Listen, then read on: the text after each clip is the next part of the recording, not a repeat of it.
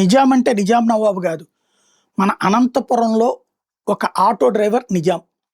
అతనికి ఇప్పుడు ఇవాల్టి రోజున అతన్ని విషయం ముందు వార్త చూస్తే నిజాం అనేటటువంటి డ్రైవర్‌కి, బిడ్డకి మూత్రపిండాల సమస్యొచ్చింది. తనకి సంబంధించి దాదాపు 12,00,000 ఖర్చవుద్దన్నారు.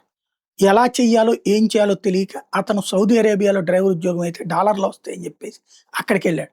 తీరా చూస్తే అక్కడ అతని పాస్‌పోర్టే లాక్కుని అతన్ని బాగా హింస పెట్టడం బిగించేశాడు ఆ యజమాని.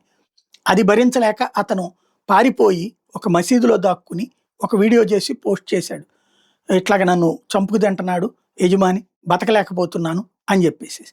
అది చూసినటువంటి అది లోకేష్‌కి ట్యాగ్ చేసాడు. లోకేష్ అక్కడ ఉన్నటువంటి ఎన్ఆర్ఐలకి చెప్తే ఎన్ఆర్ఐలు అతన్ని ఆ మసీద్ దగ్గర నుంచి తీసుకెళ్లారు. ఇంటి దగ్గరికి తీసుకెళ్లారు. అప్పుడు అక్కడ ఉన్నటువంటి అతని మీద ఆల్రెడీ ఆ యజమాని కేసు పెట్టాడు.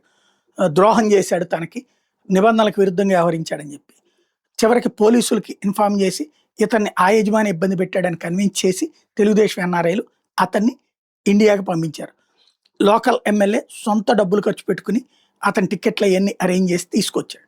అతను నిన్న ఎమ్మెల్యేకి ధన్యవాదాలు చెప్పుకుంటూ ఇటు లోకేష్‌కి, అట్లాగే పవన్ కళ్యాణ్‌కి, చంద్రబాబుకి వీళ్ళందరి ఫోటోలకి పాలాభిషేకం చేశారు. ఇది వార్త వింటే ఎంత బాధ, ఎంత సంతోషం అనిపిస్తుంది. కానీ ఇక్కడ మనం గుర్తుపెట్టుకోవాల్సింది ఈ నిజాం ఉదంతంలో పాఠం ఏంటంటే, అనారోగ్యం పాలైతే ఆస్పత్రికెళ్ళి ట్రీట్మెంట్ తీసుకోదగిన ఆరోగ్యశ్రీ ఏమైపోయింది? ఎంత ఖర్చయినా 25,00,000 భరిస్తామన్నది 12,00,000 ఎందుకు భరించలేకపోయారు? చివరికి ఆ డబ్బుల సంపాదన కోసం అతను తెగించి ఇక్కడ అప్పులు చేసి మరి విదేశాలకెళ్ళాల్సొచ్చిందంటే ఈ పాపం ఎవరిది? ఈ బాధ్యత ఎవరిది? ఇప్పుడు బయటకొచ్చాడు కరెక్టే. ఇప్పుడు ఆ బిడ్డ పరిస్థితి ఏంటి? ఆ కుటుంబం పరిస్థితి ఏంటి? ఎందుకు ఈ ఆర్థిక సంక్షోభాలొస్తున్నాయి? అంటే ప్రజల జీవితాల్లో ఉన్నటువంటి ఒక విలువైనటువంటిది, ఆరోగ్యానికి సంబంధించినటువంటి ప్రభుత్వ బాధ్యతని పక్కన పెట్టడం వల్ల కదా ఈ పరిణామం వచ్చింది. పాలాభిషేకాలు కరెక్టే. రెస్క్యూలు కరెక్టే. కానీ అసలు దీనికి కారణం ఎవరు?